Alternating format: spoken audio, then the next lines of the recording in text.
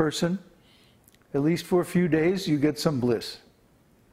And then you get bored with each other, or you see each other's faults, because there's always faults.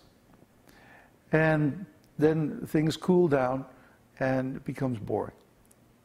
This is material relationship. But in spiritual relationship, there are no faults. There are no imperfections in Krishna. Krishna has perfect qualities. And he has unlimited qualities.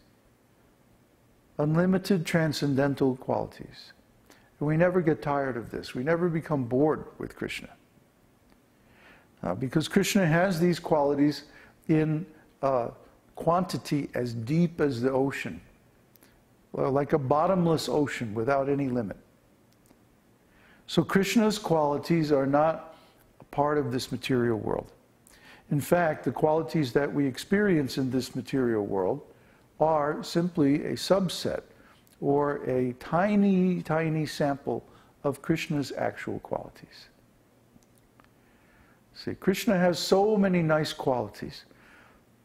And all these qualities are eternal. They're beginningless, they're endless, and they're infinite.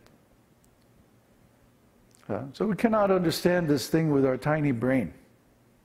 By speculation, you can never understand. Just like if I tell you about the wonderful raspberry cheesecake that we had for dessert one time. Remember, we made that in, what was it, Mexico, right? Mm-hmm. Yeah. And I get, my tongue begins to salivate just thinking about it. I could sit here all night and describe it, but unless you taste it for yourself, you can't really know how good it was, how delicious it was. Similarly, you can't really know how good this Krishna consciousness is, how tasty it is, how wonderful it is, unless you taste it for yourself. And once you taste it, then just like that cheesecake, you're going to want it again and again. Because this eternal relationship with Krishna existed before this material world was created. And it will exist eternally after the end of this material world. Whereas all these material relationships that we have now are based on the body. And because the body is temporary, one of these days they will end. Anything that has a beginning also has an end. But our relationship with Krishna never ends. It never began. It has always existed. Just like our consciousness, our soul, has always existed. Can you remember a time when you weren't conscious? Of course not. You see, so consciousness and the soul exist on that paradoxical, hyperlogical platform of transcendental existence, transcendental logic. The logic of love, the logic of absolute existence. This is a different ontology. It's a different world. It's a world that you can't find out by going out there through the senses. You can't even find it through the mind, through speculation. You can only find it by going inside, going within the heart, and coming directly face to face with God. This is the process of Krishna consciousness. Once you taste this process, once you experience this sweet taste, you don't want anything else. You only want to taste it again and again and again. We know so many devotees who maybe they had a bad experience in the temple or the organization or something like that. And so they went outside and then they tried to give up Krishna consciousness. They tried to forget about Krishna. They tried to avoid topics having to do with Krishna. But after some time, they find themselves coming back again and again and reading Prabhupada's books and chanting again and again.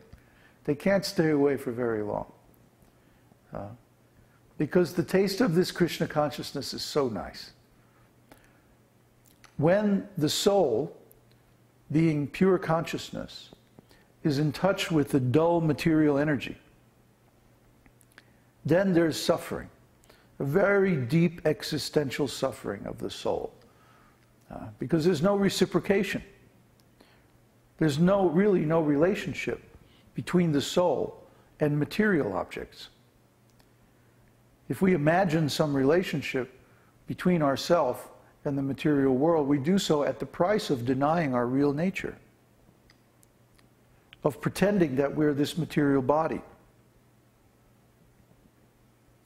And then, of course, because it's false, there's so many troubles, so many difficulties, so many things that don't make sense. And of course, eventually it has to end. But when the soul, being pure consciousness, is in touch with the source of consciousness, Krishna, this is a fully compatible situation. The soul and Krishna are of a very similar quality, almost the same. We've been going through the qualities of Śrī Kṛṣṇa last couple of weeks, leading up to Janmashtami, Krishna's appearance day. And of these 64 qualities, the first 50 qualities, which we finished in the last Darshan on Saturday night, the first 50 qualities, are shared by the living entities to some degree. And tonight we'll begin talking about the qualities of Śrī Kṛṣṇa that are not shared by the living entities, but that belong only to the personality of Godhead. And there are 10 more qualities that belong only to the personality of Godhead. And then finally there are 4 qualities that belong only to the Supreme Personality of Godhead, Krishna. And that's what makes him the Supreme Personality of Godhead. We'll take questions later.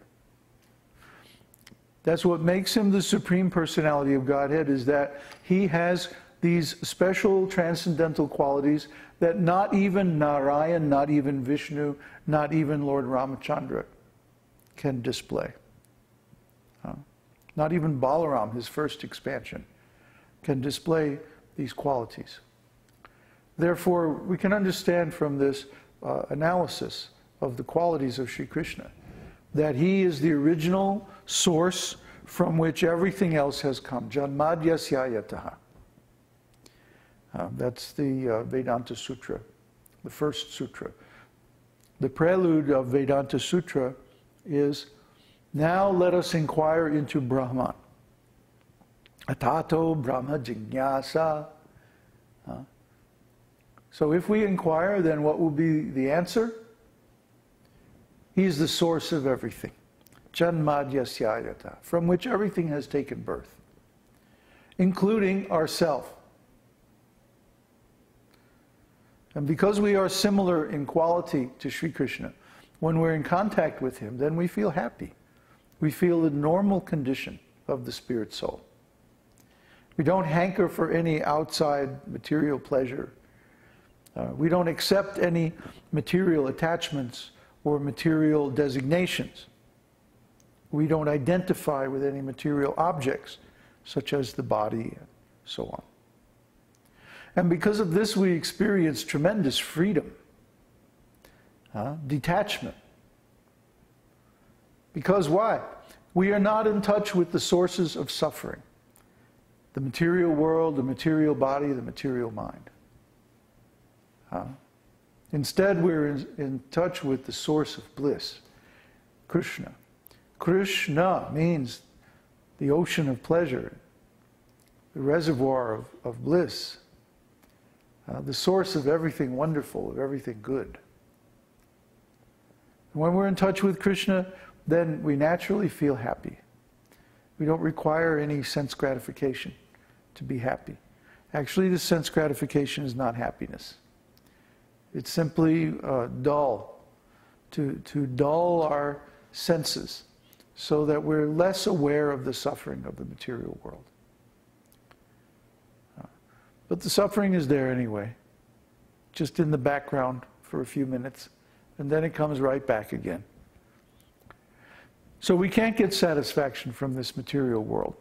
We can't get satisfaction from material relationships either. But this relationship with Krishna is intrinsically satisfying due to the nature of the spirit soul and the nature of the Lord. Now, being both spiritual, they're naturally compatible. And Krishna, he likes to reciprocate the relationships with his devotees. He says, Ye yata mang prapadyante, that however they surrender to me, I reciprocate accordingly. So he's not attached to any particular mode of relationship. He will accept devotional service in any mood or any style.